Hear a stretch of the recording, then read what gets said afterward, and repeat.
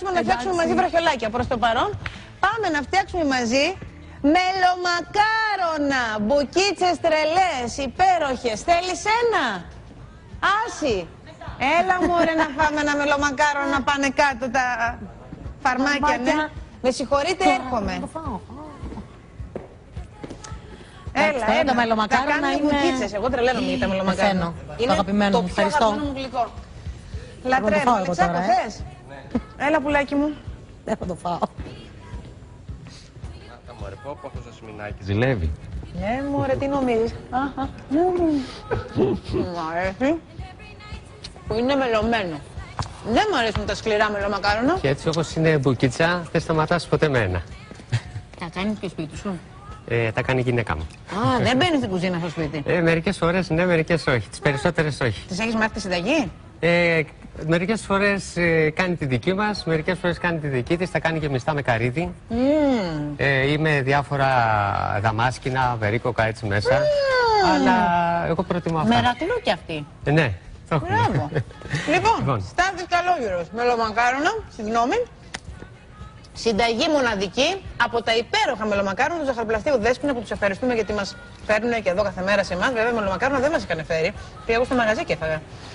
Θα μου πεις ακόμα δεν έχουμε στοπίσει? Τώρα ξεκινήσαμε για να κάνουμε τη διαδικασία. Λοιπόν, πάμε να τα φτιάξουμε. Πήγαμε.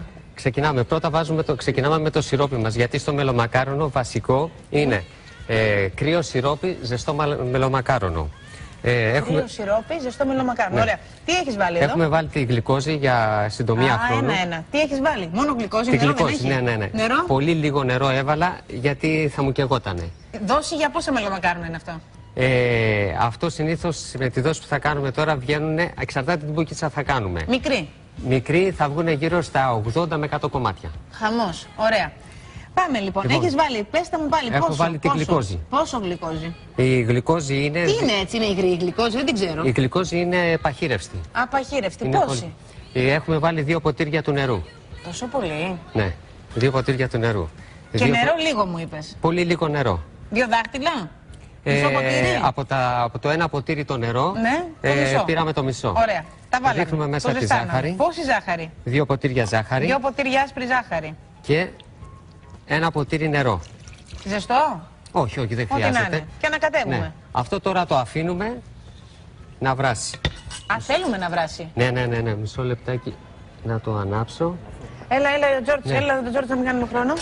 Λοιπόν... Και πάμε εμείς στην επόμενη μας φάση. Για το προσέχω. Περιμένουμε λοιπόν αυτό να το φτιάξουμε. Είπαμε ότι πρέπει να το φτιάξουμε, να είναι έτοιμο για να το αφήσουμε μετά να παγώσει. Πάντοτε πρέπει να είναι κρύο. Ωραία. Έχουμε σε ένα μπολ λάδι ηλιέλαιο. Πόσο? 2 ποτήρια ηλιέλαιο. 2 ποτήρια ηλιέλαιο. Ή αν θέλει κάποιος 550 γραμμάρια. Αν είναι 550 γραμμάρια. Βάζουμε μετά ένα ποτήρι ζάχαρη ή 160 γραμμάρια. Αυτά συνέχεια σε ανάδευση. Προχωράμε. Έχουμε 2 ποτήρια από χυμό πορτοκάλι. Συνεχίζουμε. 2 ποτήρια χυμό πορτοκάλι. Και ξύσμα πόσο πορτοκαλιού? Και ξύσμα είναι 2 πορτοκάλια. Ωραία. Τα πορτοκαλάκια είναι από το χωριό μου, από την Άρτα, από τη Λιμίνη. Να κάνω και διαφήμιση στο χωριό μου. Να κάνεις και εμένα, μου στείλαν κάτι μήλα η φίλη μου η Σόφια από την Καστοριά. Μοσχομύρισε όλο μας το σπίτι. Λοιπόν, μισό ποτήρι νερό και ένα σφινάκι μπράντι. Ένα σφινάκι μπράντι. Μάλιστα. Και ανακατεύουμε. Και ανακατεύουμε. Στο μελομακάρονο, επειδή έχει μεγάλη περιεκτικότητα σε υγρά και το λάδι, αυτά τα δύο τα υλικά δεν ενώνονται μεταξύ τους εύκολα και χρειάζεται μια καλή ανάδευση. Προχωράμε με τα μπαχαρικά μας. Κανέλα, 2 κουταλιές της σούπας κοφτές. Τα μπαχαρικά καλό είναι να τα ρίχνουμε μέσα στα υγρά για να μπορεί να ανακατεύονται εύκολα και να διαλύονται. Μια κουταλιά της σούπας γαρίφαλο, 2 κουταλιές της σούπας κοφτές μοσχοκάριδο. Θα έχουμε ανακατέψει αυτό. Αυτό το αφήνουμε τώρα. Ωραία. Φορέσω λίγο γαντάκια. Φυσικά και είναι και ωραίο χρώμα. Ναι. Αυτά χρησιμοποιούμε. Και πάμε τώρα στο αλεύρι μας. Πόσο αλεύρι έχουμε εδώ? Στο αλεύρι έχουμε, μην κάνω λάθος, γιατί εγώ το έχω σε κιλά, είναι 1 κιλό. Αλεύρι είναι 4 ποτήρια. 4 ποτήρια είναι 1 κιλό. Ναι, 1 κιλό. Άρα μια συσκευασία. Ναι, αλεύρι για όλες τις χρήσεις. Για αλεύρι για όλες τις χρήσεις. Ωραία. Έχουμε σιμιγδάλι. Το σιμιγδάλι μας είναι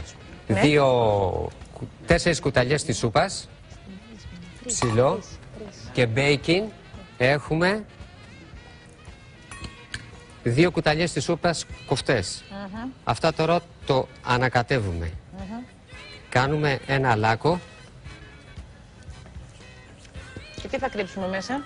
Θα κρύψουμε μέσα το σιρόπι μας. Το έχουμε ετοιμάσει. Το σιρόπι πήρε χρώμα τώρα από το μοσχοκάριδο.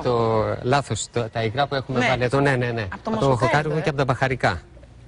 Αυτά είναι όλα που θα δώσουν το άρωμα στο μελομακάρονο.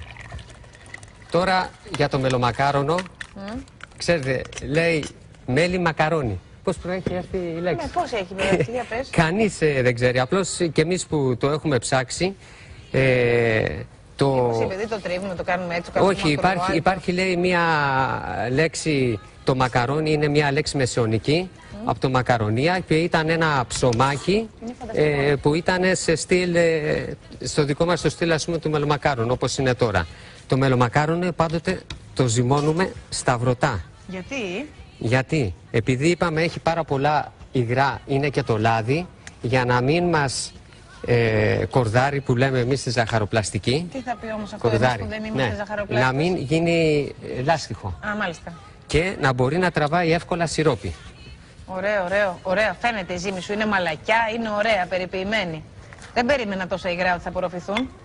Μου φάνηκε λίγο το αλεύρι στην αρχή. Όχι, το τραβάει, θέλει μόνο λίγο δουλεματάκι. Και τέλος ρίχνουμε και το καρύδι. Πόσα καρύδια? Καρύδι 2 ποτήρια του νερού. Λοιπόν, είμαστε σχεδόν έτοιμοι να ξεκινήσουμε να πλάσουμε.